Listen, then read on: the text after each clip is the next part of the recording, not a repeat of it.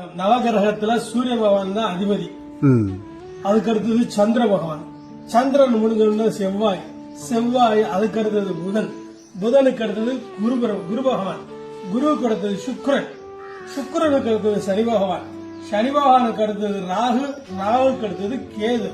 இந்த நவகிரகங்களையும் வலம் வரும்போது 7 சுத்து இப்படியாகவும் வலமாகவும் 2 சுத்து இடமாகவும் சுத்தணும். இது சாயா கிரகங்கள், இது நிழல் கிரகங்கள்.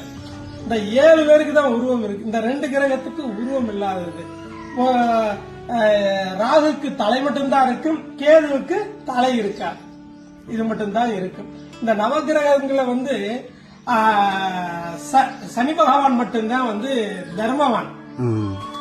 அவரு எந்த பலன் கொடுக்கறதா இருந்தாலும் சரி, நல்லதாகட்டும் கெட்டதாகட்டும், எது கொடுக்கறதா இருந்தாலும் அவரு சிறப்பா செய்வார். கண்டிப்பா சிறப்பா செய்வார்.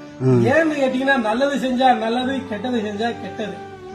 அப்ப எப்ப வரும்னு கேட்டீங்கன்னா, இந்த 7.5 சனின்னு சொல்லுவாங்க பாத்தீங்களா, அந்த காலகட்டத்துல ஒவ்வொரு ராசிக்கு 2.5 வருஷம்னு போவாங்க.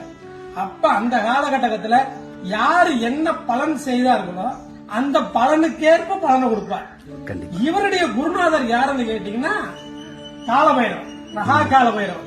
இந்த காலபைரவரை